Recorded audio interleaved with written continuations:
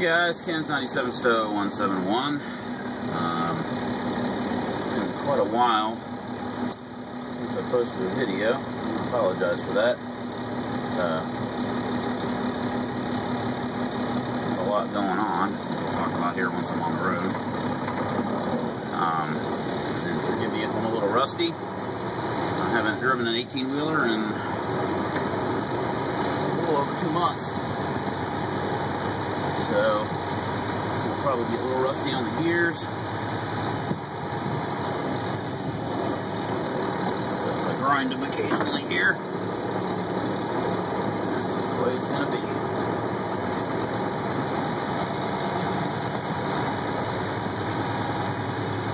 Just going to have to be extra careful with the trailer. It's been a while.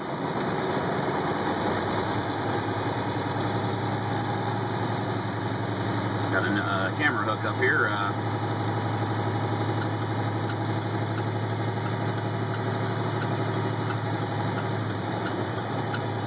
New camera angle. I'm going to try to have the, I've got my Motorola Droid, once again, doing the,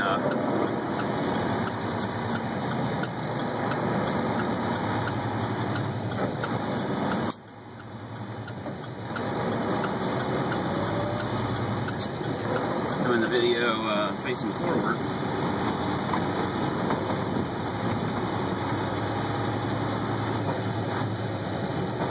And the he's gonna have the GoPro. I've got it mounted in its suction cup mount. I'm gonna have it mounted over there on the side window to the right, looking at me, but I can't get the angle. So mounted it to my refrigerator back there, pointed forward. Hopefully you'll be able to see me shifting gears, and I actually don't know how much you'll see. We'll try it. If the video quality sucks, then I'll just use the Motorola Droid and we'll just have one camera angle.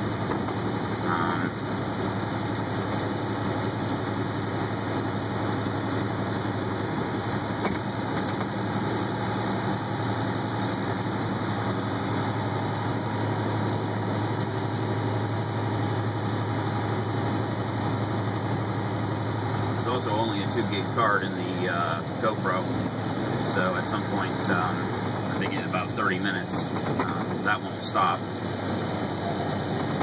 My 4 gig card went kaput, so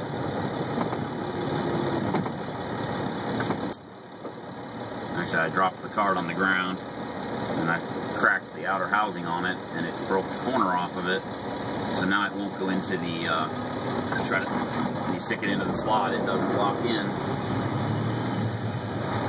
little Grand Cherokee there.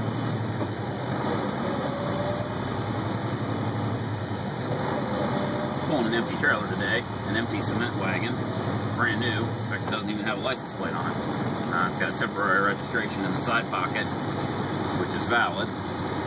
So hopefully I don't get pulled over for no license plate and have to explain myself, but I called the company and double checked, and they said, yeah, we know the plates for it are waiting where I'm going, and I've got the valid temporary registration in the side pocket, so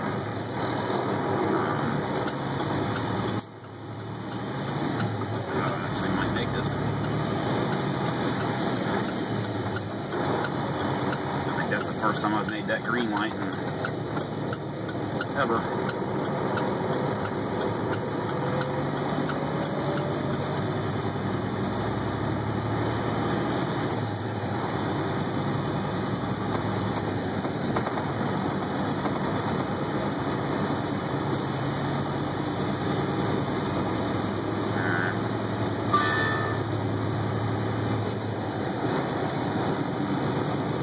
Got 50 new email messages waiting for me on my satellite here. That's pretty funny. At least that'll happen when you've been off work for 2 months or more. Now let's see, wait,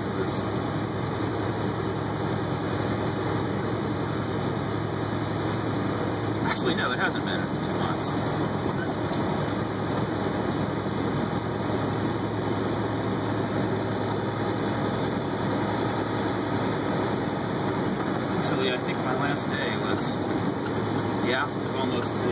not quite. It's almost 2 months. November 7th, I think, was my last, 6th or 7th was my last day.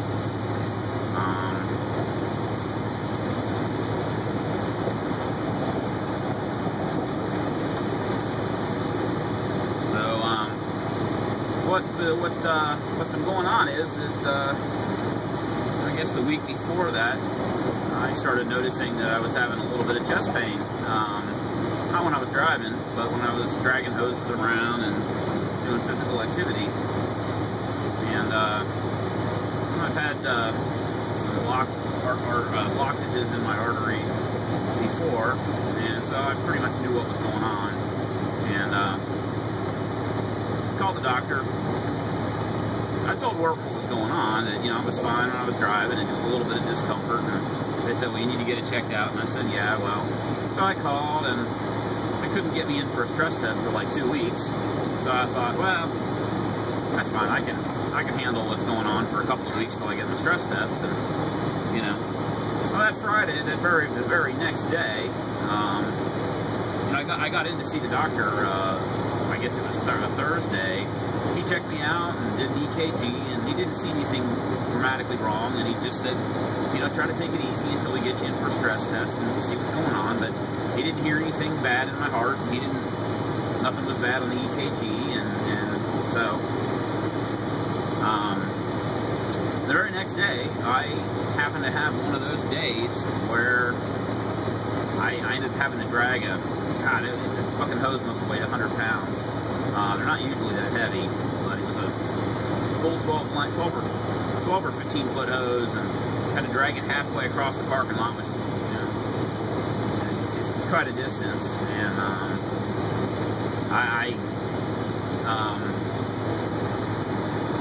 a little more discomfort than I'd ever experienced before.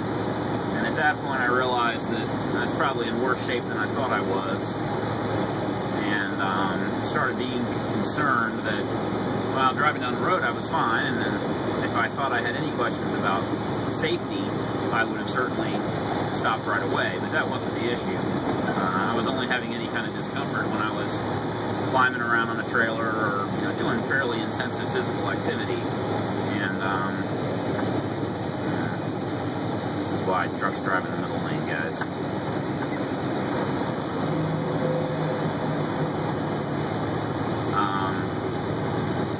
But that day, for whatever reason, I happened to just, I had to drag that heavy hose around, and the whole day was full of rather vigorous activity. And by the end of Friday, I was like, you know, I started realizing that the risk could be, if there really is something majorly wrong, that, you know, I could have some kind of event occur, and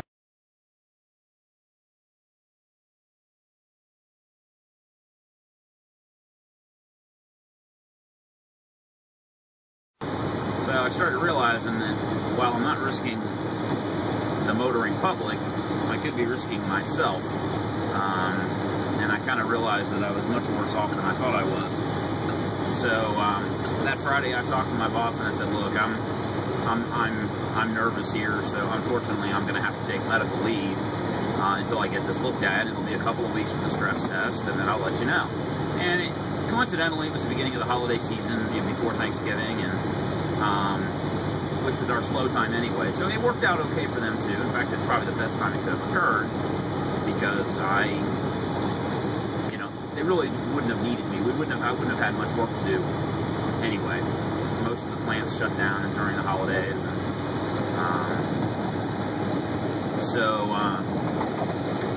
went and had the stress test, and they said, "Yeah, well, there's a problem." Well, gee, no kidding, really? I know, like I needed a stress test to tell me that, but they wouldn't do anything else until they had a stress test. So did the stress test, found that there was some kind of a problem. Approximately knew where it was. It's probably a blockage again, and so they scheduled me for angioplasty, and had to wait, I think, 2 or 3 weeks to get in for that.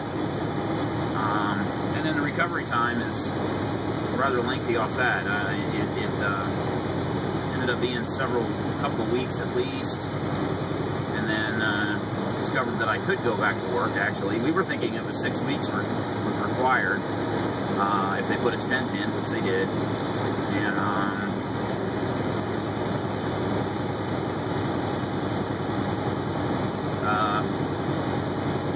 but we found out it wasn't 6 weeks, that I could come back to work as soon as the doctor released me. So I had an appointment, I think it's 3 weeks or maybe 4 weeks after the procedure to go back into the doctor. He said I was good to go. And then the fiasco kind of began because I had neglected to take with me my return to work paperwork. And I ended up having to, it ended up being a Friday. Couldn't get back to the doctor until Monday. They were out of the office. And then it took them 5 days to fill out the paperwork, so that made it Friday. And then Monday, I thought, well, I'll go back to work that next Monday. Monday, I got some information that they needed more information from the doctor on the stress test that I'd taken. And that took them almost 3 or 4 days, 3 days, I think. And then it was Christmas. So, and now I'm back, and everything's fine. And but this is my first day back to work, and so glad to be working again. I'm not doing a regular load today. I'm just taking this brand new cement trailer, as I said, back up to the office in Indiana, and then they're going to have me a van load, which will be really weird. I haven't pulled a van in a while, so I'll have to be extra careful. Pull a van load back to Cincinnati and have it unloaded. So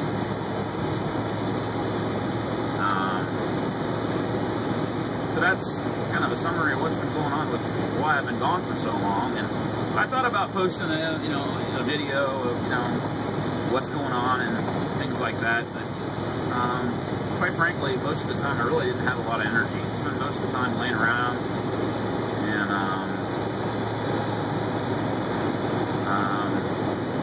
I was really glad that I took off work because my ability to do any kind of physical activity seemed to get worse pretty quickly. So I think it was fortunate that I decided to quit when I did. But all is good now. I'm cleared. Went and had my DOT physical at the same time, so I got a new med card for a 2 years and for a year, and I won't have to go back for a stress test for 2 years. So all should be good. The doctor just said, try to get more exercise and try to eat better, and I've been trying to do that. It's not easy to do that. Eating right is expensive and not always convenient. And the exercise, I'm just going to have to try to get into a routine. So it's winter time. I think I'm going to try to get an exercise bike. And we've got a little gym at the apartment complex that I can use that has a bunch of stuff. But the problem with that is then, I work a lot of long hours and odd hours. So you get dressed, go downstairs, go to the gym, work out, get hot and sweaty, then have to come back upstairs, take a shower, and then go to work. Or I could have an exercise bike, which will be boring as hell. And when I want to get up in the morning, I can run on the exercise bike and then take a shower and go to work. So it'll save me some time. It will also allow me to exercise more conveniently. Even if I've only got 15 or 20 minutes to exercise, I can do that. So I think that's what I'm going to do, is look for some kind of an exercise bike. What I might do is get one of those little roller things that you can put your bicycle on. I'll do that this winter, and then in the summertime I'll actually ride my bike around. So we'll see. I think I'm going to try that. Try and eat more salad and chicken and less fried foods and things like that. So, hope you guys had a good holiday. Mine went pretty well. Didn't do a whole lot, of course, because I was kind of somewhat disabled for had the stent put in, then I felt pretty good.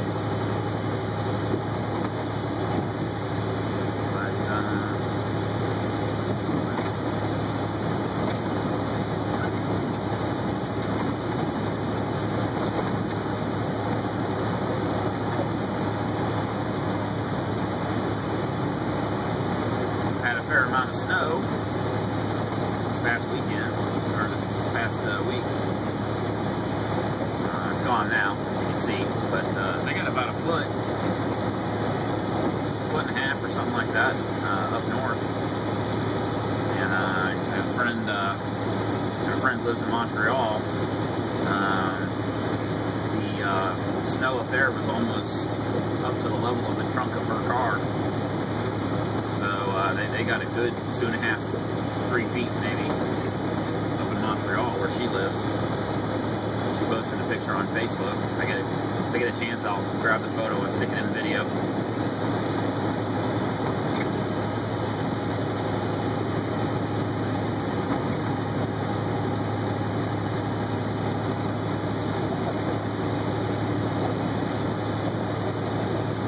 So we've got a new president. Yay! A little surprising on the election, although not terribly so. I think the Republican Party is going to need to seriously decide how it wants its future to go. I think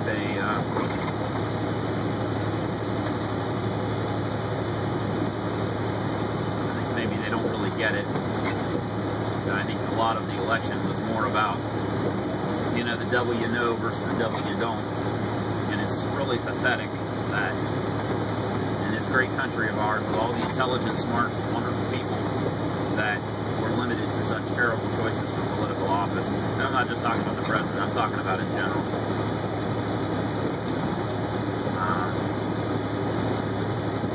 I have no ill, you know, I mean, President Obama is one fair and square, no doubt. You know, he put forth a candidate that's fairly weak. I think he would have been a great economic leader, at least. I mean, he's a businessman, and Romney knew a lot about business, and I think he would have had better ideas about how to get the economy going stronger. But I think the reality is that the economy was moving well enough for most people that they were willing to overlook some of that. And the other side of it, you know, not to poke a stick in a hornet's nest, but, you know, Romney's 47% comment was somewhat correct. There's an awful lot of people, a lot of them out of necessity, not laziness, are dependent upon the government. And there's an awful lot of people still on unemployment, again, out of necessity because the economy's still kind of crappy.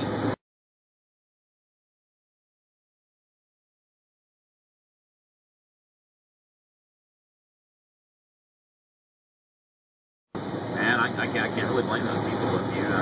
If you're on unemployment because you can't find a job, and you got a choice between somebody you think is going to keep the money coming and the other person you're not sure about. Well, I certainly understand that. And the only people that really bother me, though, are the ones that are really sucking off the government and have been for their whole lives without really ever attempting to do better for themselves. We live in a very wealthy country relative to the rest of the world, and we certainly should have safety nets, and there's no reason to have starving people in this country. We've got way too much money for that to occur. But at the same time, I think you got issues with allowing people to just constantly, for multiple generations, you know, living off the government, never even trying to get a job. And I think the destruction of the family unit, whether that's a mother and a father or a single mother, but the destruction of the family in general is part of that as well. You know, kids having kids puts them in a box they can't really get out of. The government freely hands out money. It's kind of hard to blame them for taking money when they don't they've never had to work. They don't know how to work. They really can't work. Because they make less working than they make now. They lose their government benefits for their kids. So, you know, I don't know. Somehow we got to break out of that cycle, though, because eventually the money runs out. It'll be a while until that happens. So if you look at the rest of the world, this fiscal cliff thing, and if you look at the rest of the world, though, you know, we're running over 100% of GDP on our debt, but we're a very wealthy nation, and we have a fairly strong economy. You compare that to Japan.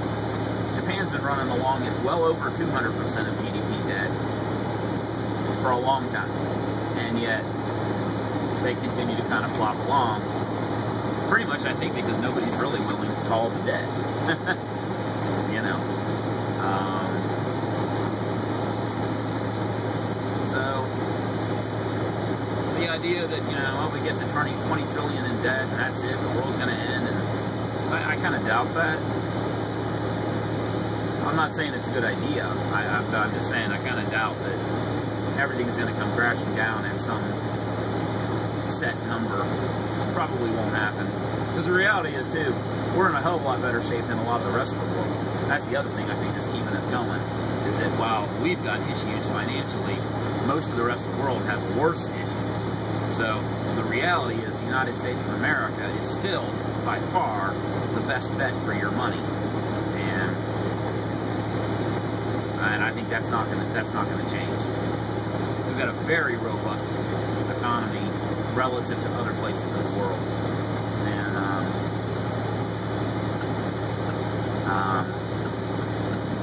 you know, years and years ago, Mike McConnell used to be on the radio here in Cincinnati, and he's now up at WGN in Chicago. If you want, you can get him on TuneIn Radio. It's 720 WGN in Chicago. He's on in the morning. He's a really great host. And one of the things he talked about was the strength of our economy relative to other nations. It was rather staggering. He compared the gross domestic product, the GDP, state by state and nationally. And the overall numbers were pretty impressive. And this is pre-2008 economic crash, so obviously these numbers will have changed somewhat, but just to give you an idea, the United States of America accounts for 3% of the world's population. We account for 27% of the world's gross domestic product, while consuming 25% of the world's energy. Now, it sounds like a lot, but when you really break those numbers down, what it means is that we work very efficiently in this country because we produce 27% of the world's product and economy in gross domestic product, but only consume 25% of the energy with 3% of the population as the workforce. And then they broke those numbers down to kind of put it in perspective of how large that really is. Okay, guys, we're back. I'm going to have to cut that together. I don't know what happened there. But as I was saying, the gross domestic product of Ohio is larger than Australia.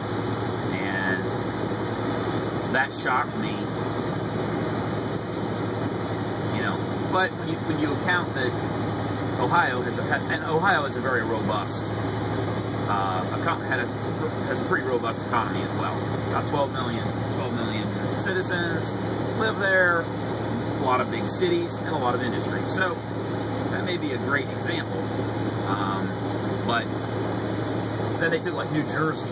New Jersey had a bigger gross domestic product than like Austria or something. And New Jersey's not a very big state.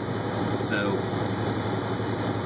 I guess a lot of times we think about how terrible things are here, and we don't really think about how powerful economically we really are. And sometimes I really wish we didn't waste as much of that power as we do.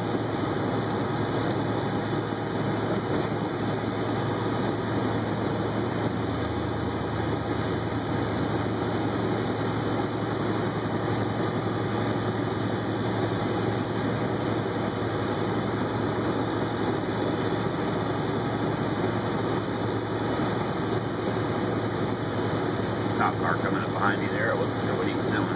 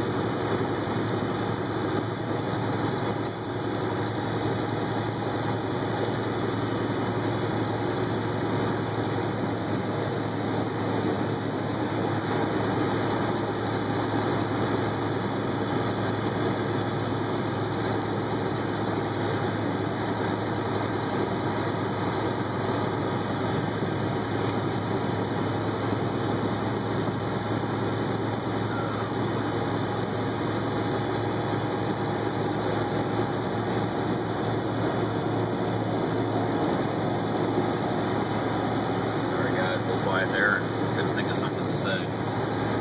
Police car kind of got me out of my train of thought. Saw him coming off on the left, and I thought, oh man, he must have seen my trailer with no, because this is a nice, brand new, shiny trailer. It's kind of like bling, and the place where the license plate should be is all nice and polished as well. So I'd really like to know what this roadway guy is doing. Doing the 65.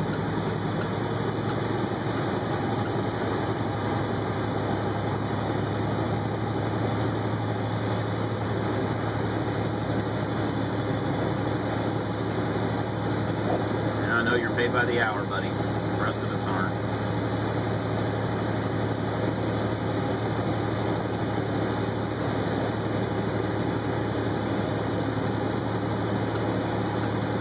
Get some kind of good thing going on. His headlights are blinking high, low, high, low, high, low, high, low, high, low, high, low. On the motorcycles, I don't know what the hell that's about.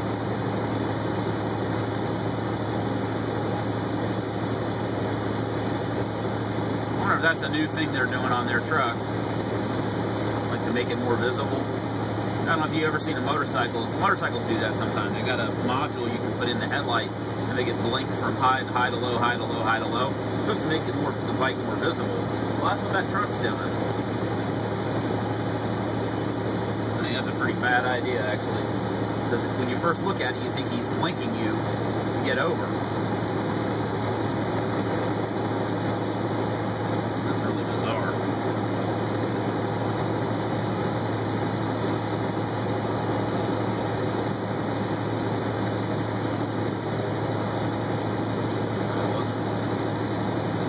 Got the curtain out of the sleeper right there. I realized that I actually have a pretty good view out that way when I'm turning to the right. I can check that mirror, and I can also glance back real quick over my shoulder, and I actually can get a peek there too.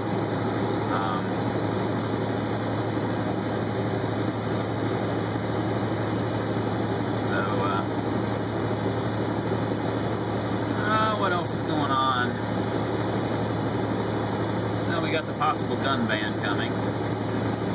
See how many controversial topics I can do in one day on my first day back.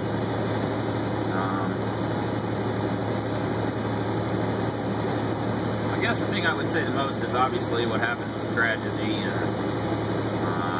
and I can't even imagine being a parent and having something like that happen. I don't know. I don't know how you survive after something like that, really.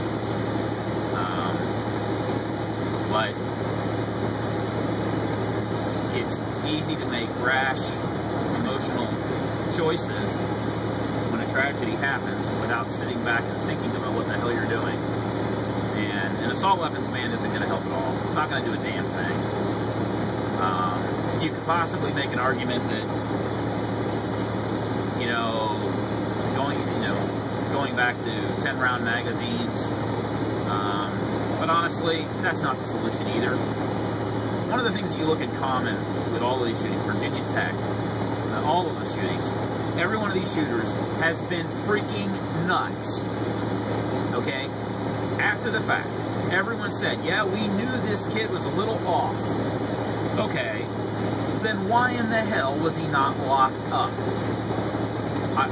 My question is, if everyone in the town knew this kid was a little off, and similar statements have been made about a lot of these people, why in the hell didn't somebody do something about him before something like this happened?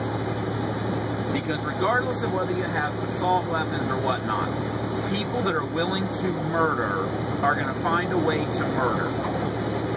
Regardless of whether it's a gun, a knife, a baseball bat, or a Ryder van full of fertilizer and diesel fuel. Okay? People that are crazy are the problem, not the guns. And I'm not saying that we couldn't have smarter gun regulations. Maybe we could. And that debate needs to be had. We need to sit down and have an open, powerful debate about, are there some better ways to try to keep guns out of the hands of people like this? Well, one way is to make sure that people like this are in some kind of lockup situation. They're nuts. And we used to do that with people. Maybe too much. People were considered nuts, and they were putting us in the nut house. And then at some point, the bleeding heart types decided that, oh, that's not fair. These people shouldn't be locked up. They're just a little crazy. And so we let them out. And maybe what we need is someplace in between, all of them being locked up, and all of them being free to do whatever the hell they want to do. And hoping that they're going to take the medication that's prescribed to them, which doesn't always work anyway. So, I think mental health and what we do about mental health issues is really the discussion that needs to be had. Because that is the one thing that is fairly much, it is in common with most of these shootings. Gun laws are not going to do a damn thing. Because just put yourself, if you can, and I'm being somewhat sarcastic here, in the place of a mass murderer. Gee, I'm thinking about taking a gun and killing as many people as I can. But there's this gun law that says that I can't have a gun. So I'm not going to do it. Really? Come on, people. It doesn't make any sense. Anybody willing to commit violent crime, whether it's robbery, rape, murder, mass murder, whatever, aren't going to give a shit about a gun law. They're going to find whatever they need to do what they want to do, and they're going to do it.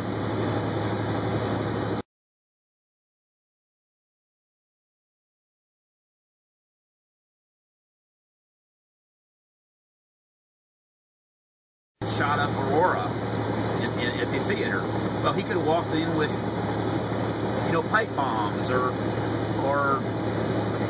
soaked in gasoline or anything. He could have walked in with any weapon.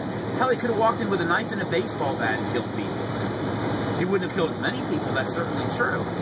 But again, murderers are going to murder, regardless of what tool they happen to find.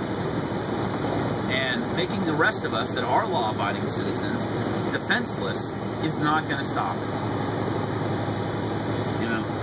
Australia did a gun ban in 2002, and home invasion robberies are up 68%. There are a whole bunch of other statistics that you can look up relative to that.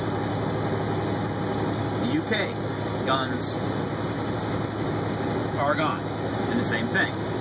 Now they're talking about a knife ban because, gee, look, the bad guys aren't using guns, they're using knives. Again, bad guys are going to use whatever they can to get what they want. The bigger issue, if you look at violence, it's societal. It has nothing to do with the guns themselves. Take for instance, Japan. No guns. very low crime, very low murder rate. Canada, pretty much the same. The United States, guns are legal. We have more gun violence. But what's interesting is we're not even in the top 10 for murders. Mexico, guns are illegal. You can't legally possess a firearm in Mexico. And yet they're number 1 or number 2. It's number 1, 2, or 3. I can't remember. But they're very high on the list of murders per cat, you know.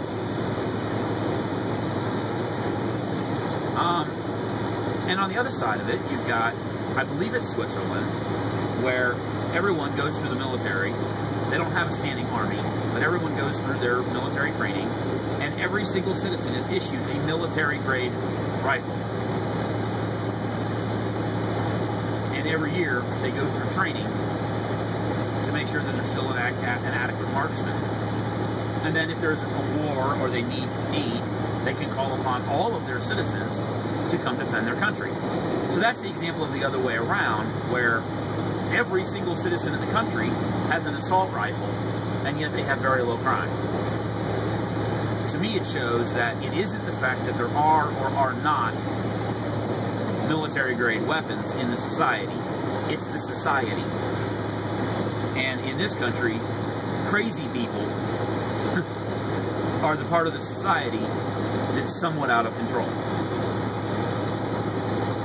Maybe more than someone. So, anyway, I'm going to stop ranting about that, because there's not else a lot to talk about. That's my opinion, and it is just my opinion. But I think the most important thing in this country is that we have an open, honest, and logical debate about what we could do to stop this from happening in the future. And not have a knee-jerk emotional reaction that isn't going to do anything. So that would be the worst thing. We do the wrong thing, and it doesn't help. We all know when the government does things, there's always unintended consequences. And, you know, a lot of times those unintended consequences are worse than the thing they were trying to fix. And sometimes those unintended consequences don't come home to roost for a decade or two. Like welfare. I don't imagine anybody, when they started the welfare system, would believe that you'd have multiple generations that have never worked for a living. That wasn't the intended idea. The intended idea was to help people that needed help. Not to keep people trapped in a system of dependency. That was never the idea. But that's what happened. Because it wasn't well thought out.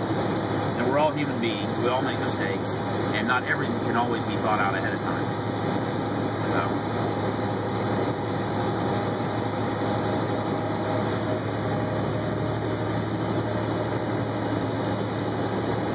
Alright. So, what else is happening in the world?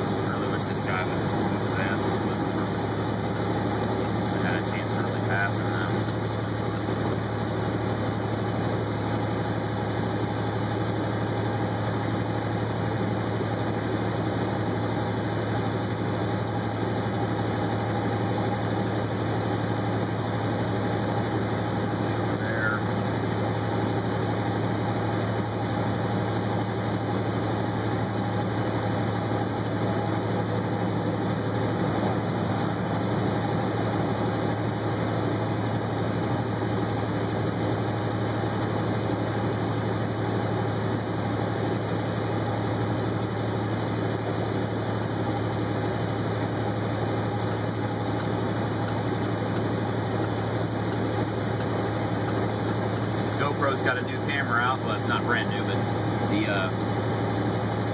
Hero 3 Black Edition is the one I want. It's about $400 though. So I'm hoping maybe it'll come down in price a little bit, maybe after the holidays. I'd like to get some better quality video with that camera. I could go back to having it mounted on my hat, but you guys could get a high definition view of everything. I think it would look really cool. And it would be full 1080p. And I'd really like to get the camera, but man, $400 is a little more than I can justify right now. But that's the goal. I've looked at some other cameras, and I may pick something in the interim. One of my favorite YouTube guys is called, his username is Techmoan,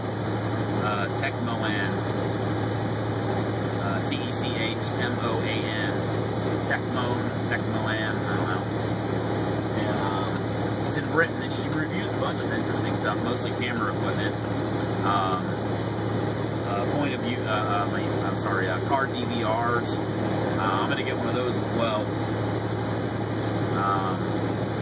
I actually like to get two, one for the car, one for the truck. First of all, I may be able to use it to replace my phone here. The one I was looking at will do 720p in a wide-angle lens, and I can mount it to the thing right there and pull the video off of it. And it'll do like 5 hours of video. So I'm thinking about one of those, and then one for the car. If you look up Russian crash videos or crash videos, you'll see that they're heavily used in Russia, basically as a way to defend yourself in the event of an accident. You've got an eyewitness of what happened. And the one I'm looking at has a camera facing forward, and one that faces backwards.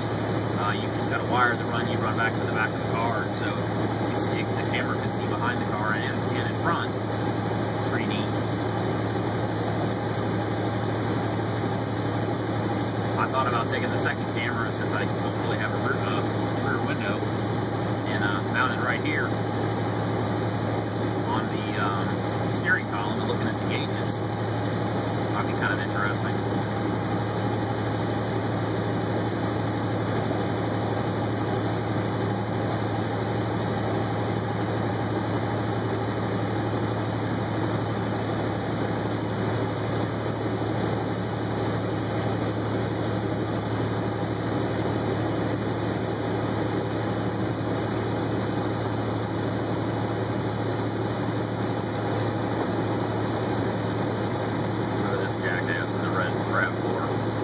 Turn signal on, poking along.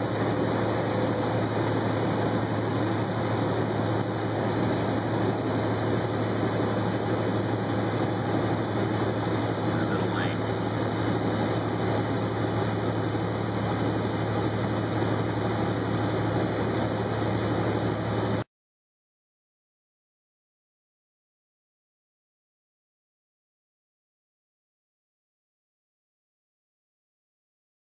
Sticker. Imagine that.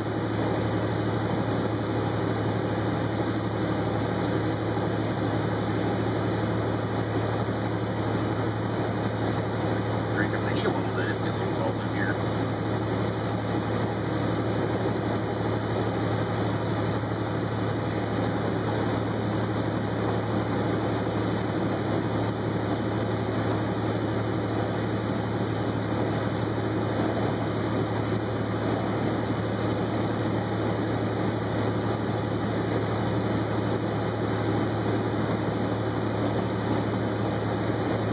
Watching the car news, and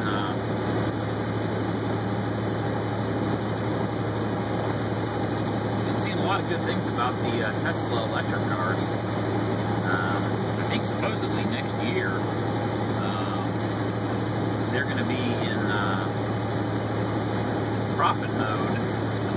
They're selling cars, and I guess next year they're going to start being profitable, is what I've heard. And it's a pretty impressive company. Cars are built in California. It's American technology and American innovation. And while I think internal combustion is going to be around for a long time, they're fairly impressive machines, you know. Yeah. Really great performance. They're beautiful to look at. Absolutely gorgeous cars. They're four-door sedan. The Tesla S sedan is absolutely gorgeous. Photos of it really don't do it justice.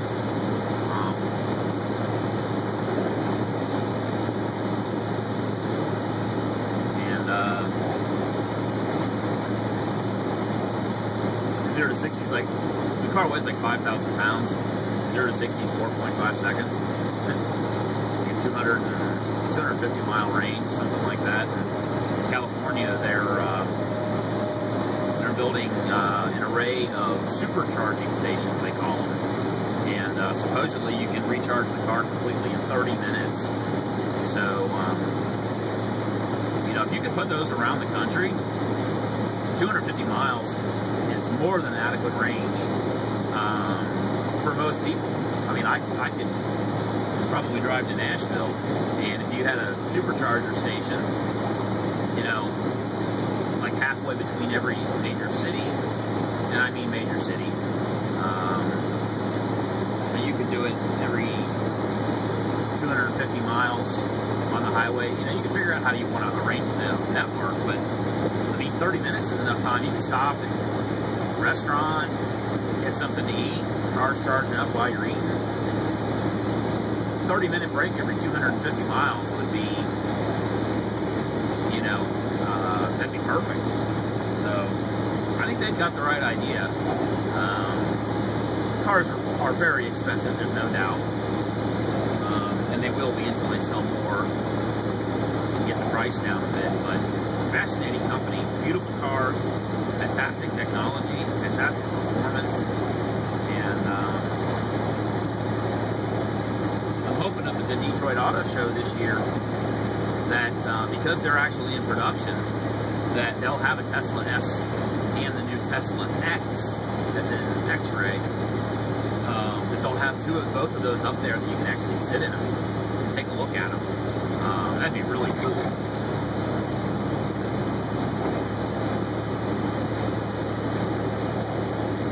I hear the Fisker Karma, I hear Fisker's having some problems. They're the other electric car. Ridiculous, again, very expensive, not nearly as quick. In my opinion, if you want a Fisker Karma, you might as well buy a Chevy Bolt, and you get about the same level of performance for a third the price. It's a beautiful car. I will say it is a beautiful car, but they spend a little too much time worrying about the materials on the inside are all green and no animal products and this and that. And I'm sorry, that's a little too, you know, and it's a $100,000 car. Why the hell would you not just buy a Chevy Bolt? Which isn't selling either, by the way, and I don't know why. Chevy Bolt is a very practical car, and yeah, there's no range limitation on the Chevy Bolt. You go your 40 miles on it. Misinformation about how the car even works should not be an issue at all, and I think that's General Motors' fault for not adequately. They ought to show the car off, do some exciting commercial about it. Personally, I think what's happened is they started down that path of developing the car, then the government got involved, and I think they were getting pushed from the government to make this happen, when the reality is they're losing their ass on every car, even at $35,000. That's brilliant. That was the same jackass that was going 2 fucking miles an hour, I think. That was fucking really intelligent. But, I think GM doesn't want the car to continue. I think they're trying to find a way to make it die because they're losing their ass on it. Which, again, is why you don't have the government get involved in things, because, you know, anybody could have told them it was probably going to not be cost effective, not be profitable. which is unfortunate because it's a really cool car. It's kind of the best of both worlds. Compared to a $100,000 Tesla, it's a pretty reasonable price. So, but I think Tesla has the right idea, though, you know. And out in California, where there's a lot more infrastructure for charging, it'll probably sell.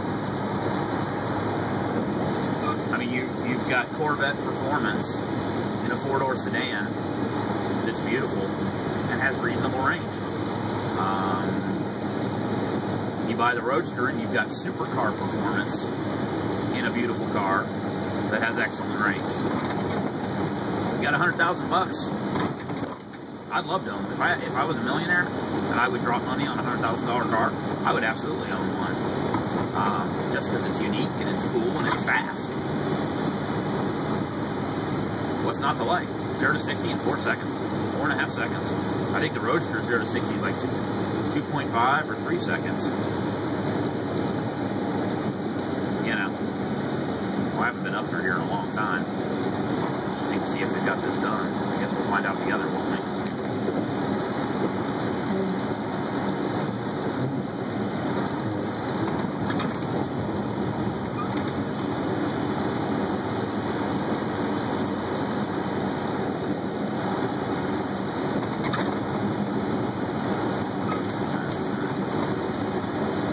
That's interesting. So the lane ends right there. What an ingenious place to end the lane. I wonder how many accidents have happened right there. That is the dumbest thing I've ever seen. Why would you end the lane right as it constricts there? They should have ended that lane before you got to underneath that bridge area there.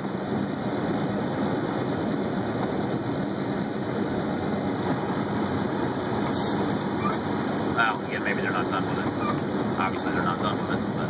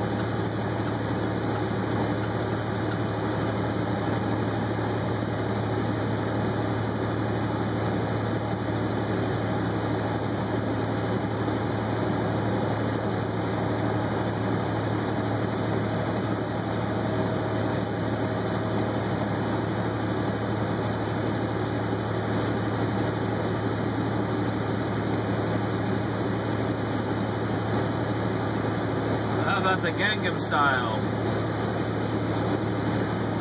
That craze kind of started right about the time I think I was I quit driving. I actually heard the song before that, but I actually pretty much hated that song at first. You know what's funny about that song though? Once you watch the video, you kind of like it more. I don't know why, but that the little redhead Asian chick's a pretty hot little thing. And then you look on YouTube, I think he's got over a billion views on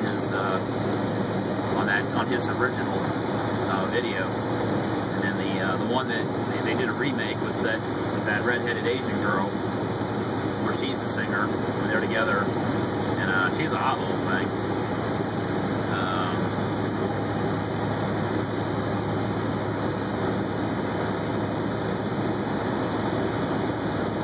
Come on, babe. I know I should have stayed in that little lane.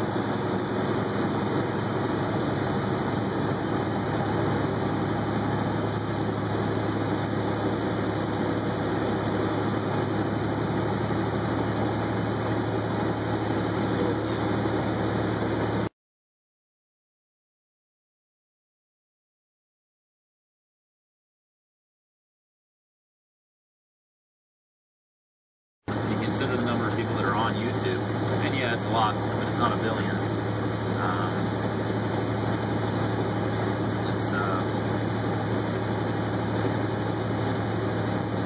pretty amazing.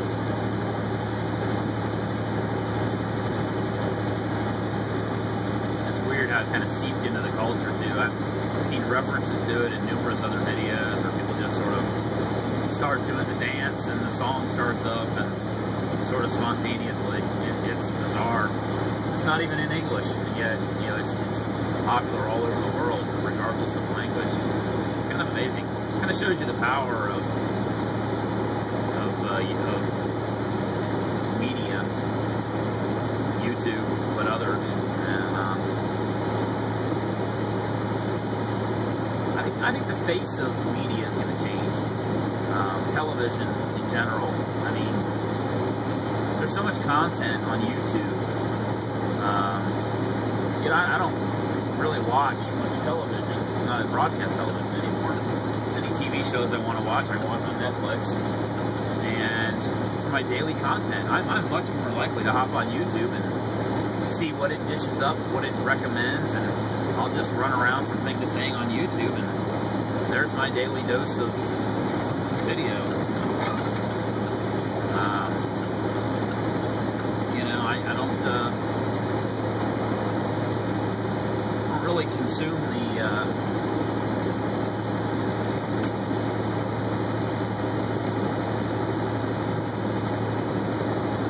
network broadcast. You know, I don't have the time, and the hours I work don't really allow me. You know, I can't say, oh, it's 8 o'clock, the show's on. I can't really do that because probably half the time I'm not home for it. And yeah, I can DVR it, but I'd rather just wait till the end of the season. It might show up on Netflix, and I'll watch the whole season in a week and a half. You know, just the way I'd rather do it. And I think network TV, they're going to have to figure out how they want to work this, because I only see that increasing. The choice for the consumer to watch what they want to watch, when they want to watch it.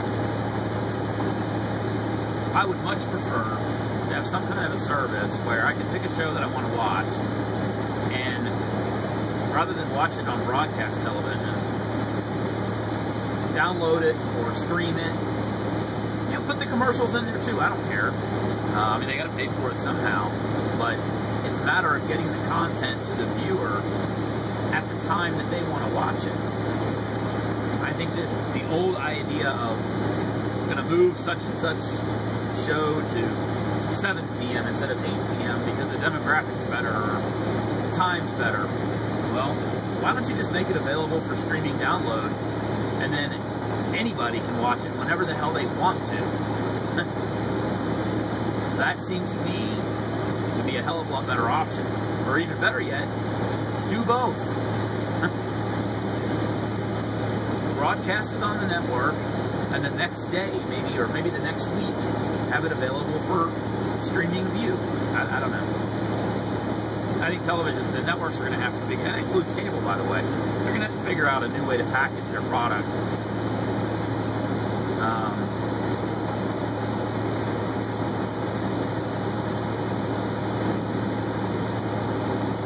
Because, you know, the world's changing. You know, data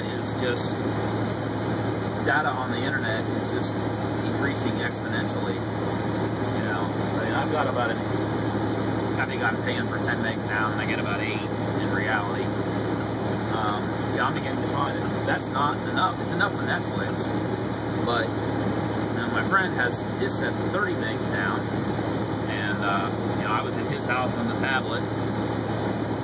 And by the way, I forgot to tell you about that. I got a tablet,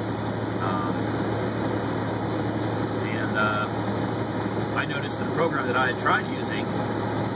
It's an app called TV Portal, and you can download it on the Google Play Store. Worked pretty well at his place, and I had noticed that it didn't work very well at my house. So I started watching a movie, and it played back really good. Went over to my place, started it up again, and it did not play very good. And I went into the settings and increased the number of processors it was using, and some other things, and that seemed to help. But it was obvious that it needed more bandwidth, which probably means it's not using bandwidth very efficiently, because if Netflix can stream 1080p perfectly fine over 8 or 10 megs, this was not high definition, so whatever the compression protocol it's using is probably not very efficient.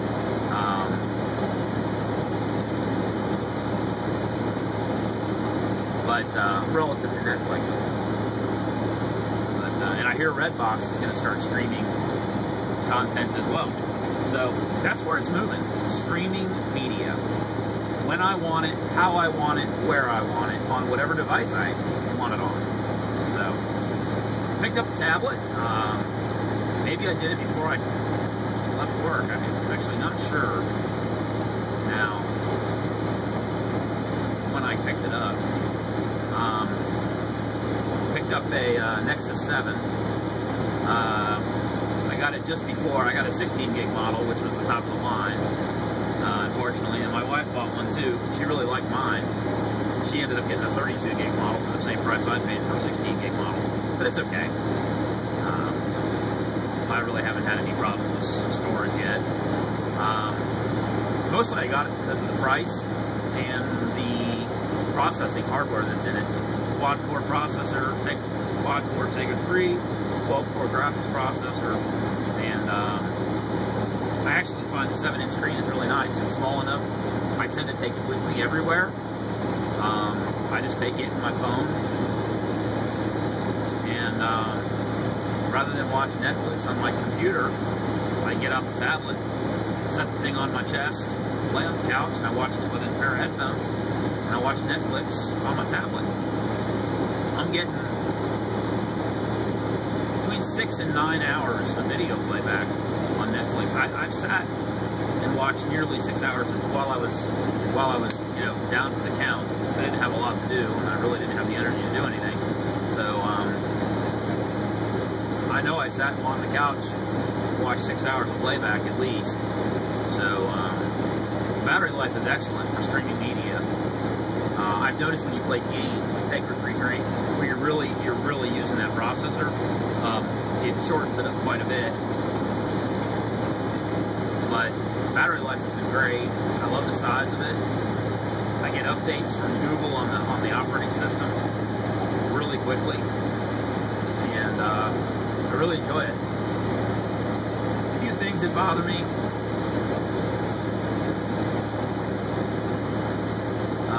Maybe I'll do a separate video review, because I did do a unboxing video on it, but I don't think I'd said anything about it since then.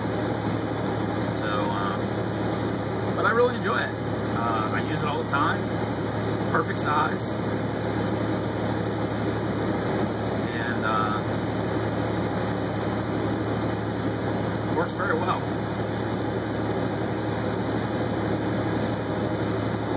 has a few Android problems, typical Android issues.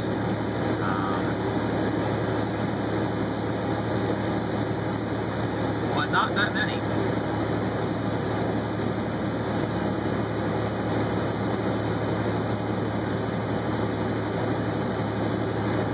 Apps that I've really liked, and one's called Friendcaster.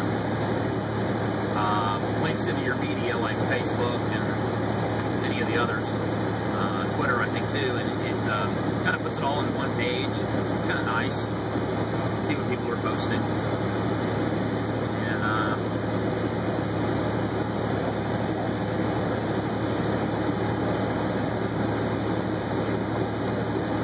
what other ones?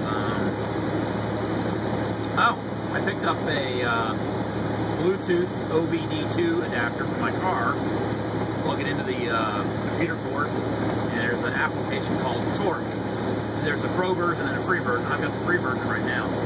But you can use it as a scan tool. It'll tell you what codes there are, if there are any. Clear the codes. It'll show you instantaneous data, coolant temperature, oil pressure, whatever your car puts out through the OBD2 port. It's like $15 for the Bluetooth adapter, and the app's free. I think the Pro app is only like $5. So, because a lot of the auto parts places,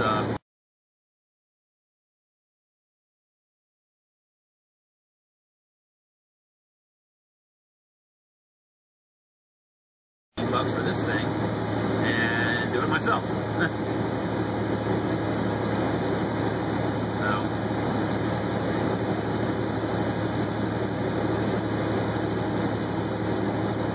Pretty good. I'm trying to think if there's any other apps that I really like. I know there are some. I'm just having a brain fart at the moment. So, I got a feeling the camera's going to stop recording here anytime soon. When it does, that'll be it for the day. It's going to be a long one. I'm well past 8, so I know it's well over an hour at this point. So, my voice is getting a bit hoarse, as you can tell.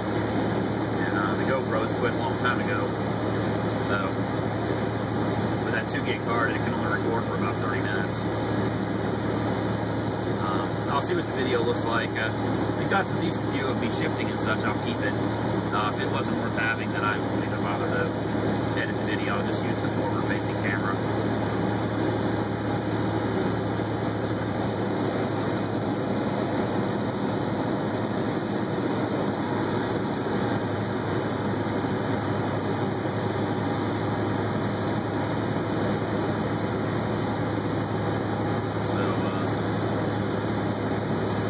Guys, I'm going to cut it off here. I think I'm just going to hit the button and stop it.